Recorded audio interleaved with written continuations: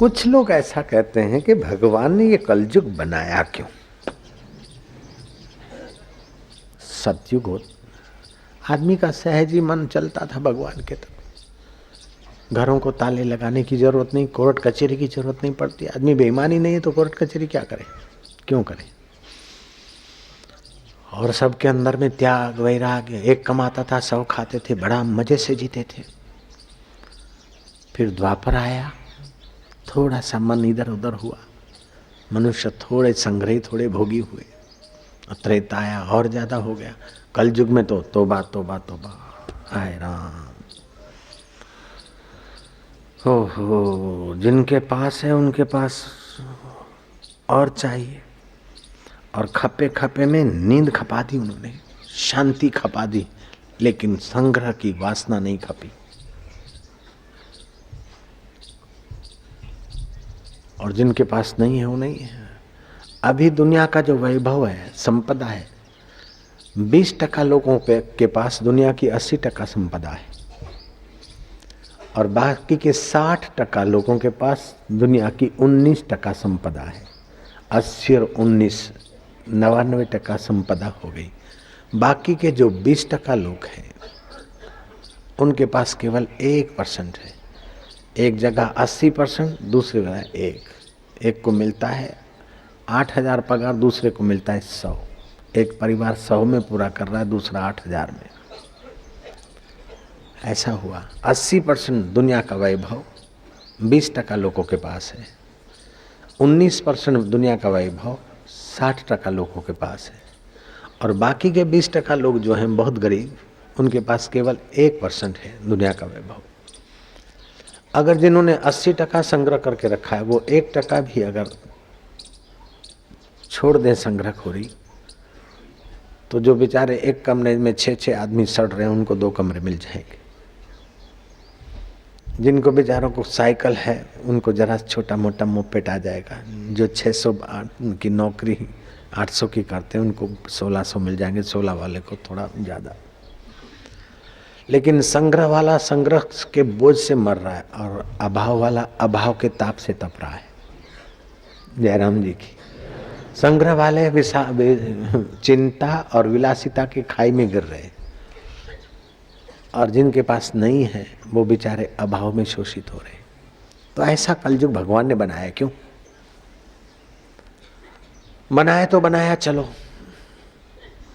लेकिन कम से कम ऐसा करते, जो अति संग्रह करते हैं उनको पागल बना देते, या जो किसी पर बुरी नजर करता है उसको अंधा बना दे, तो कोई बुरी नजर नहीं करेगा। कोई किसी की चोरी करता है तो उसी समय उसके हाथ कट जाए। ऐसा क्यों नहीं भगवान ने किया? ऐसा भी सवाल करने वाले, सोचने वाले सोच लेते हैं। तो मैं पूछता हूं कि आप का बेटा अगर चोरी करे तो आप उसके हाथ काटना चाहेंगे? बोले नहीं, बच्चा है, देर सवेर सुधरेगा। आपका बेटा अति संग्रह करता और आप त्यागी हैं, तो क्या आप उसको पागल करना चाहेंगे? बोले नहीं। आपका बेटा बुरी नज़र से देखता है तो उसकी आंख निकालना चाहोगे आप? बोले नहीं। आपका बेटा तो 5-25 साल से है, लेकिन तुम तो ईश्वर के बेटे सनातन हो। जब 5-25 साल पिता पुत्र का संबंध भी इतना उदार हो सकता है, तो ईश्वर का सनातन संबंध है, वो उदारता रखता है कि अभी नहीं तो फिर सुधरेगा। इस बार नहीं, इस जन्म में नहीं, इस चोले में नहीं, तो दूसरे में सुधरेगा, देर सवेर आगे आएगा। फिर ये सवाल आके खड़ा रहता है कि भगवान ने कलयुग बनाया ही क्योंकि ऐसी बुद्धि हो जाए। ये भागवत में एक बात आती, भक्ति कहती नारद जी को कि नारद जी, भगवान ने ऐसे कलयुग को स्थान क्यों दिया? मुझे समझ में नहीं आता। भक्ति भगवान पर फरियाद नहीं करती, लोगों के प्रश्न को दोहराती।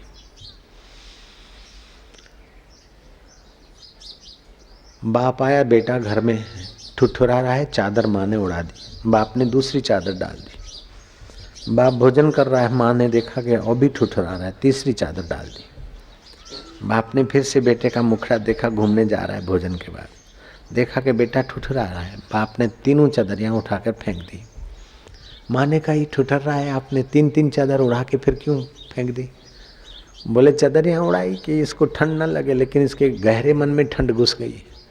अब ये पोष महीने की ठंडी नहीं पचाएगा तो जेठ की गर्मी कैसे पचाएगा, और गर्मी सर्दी नहीं पचाएगा तो बरसात को कैसे हजम करेगा, ये तो बीमार हो जाएगा, कमजोर हो जाएगा, इसीलिए इसको ठुठरने दो जरा।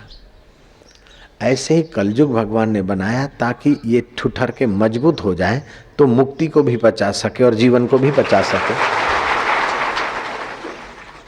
जीवन जीने की आर्ट सीख सके ठुठरते हुए। पहले पहले एक कुटीर थी, मोक्ष कुटीर, उसको बाउंड्री थी। उस बाउंड्री की दीवार पर नारायण को मैं खड़ा कर देता और मैं नीचे खड़ा रहता। मैं बोलता आओ। पहले हिचकिचाता था और फिर आने लग गया।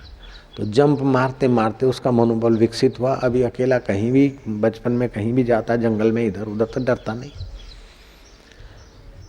तो कभी कभार बच्चा गिर पड़ता, माँ उसे उठाने नहीं भागती कि अपने आप उठे, अपने बल से उठे। ऐसे ही कलयुग भगवान ने बनाया, गिराने वाला युग इसीलिए बनाया कि बच्चा गिरे और फिर सत्संग और साधना करके अपने आप उठे, क्योंकि मेरा सपूत है। इसीलिए जो भगवान करते हैं अच्छे के लिए करते हैं। कुम्हार चोट मारता है घड़े को बाहर से, लेकिन भीतर हाथ भी रखता है। ऐसे ही विघ्न बाधा और मुसीबतें की चोट तो मारता है, लेकिन सत्संग के द्वारा, साधन भजन के द्वारा, प्रार्थना के द्वारा कई बार असहाय घड़ियों में सहायता भी मजे की पहुंचाता है। ये भी तो उसकी करना है। नारायण हरि नारायण।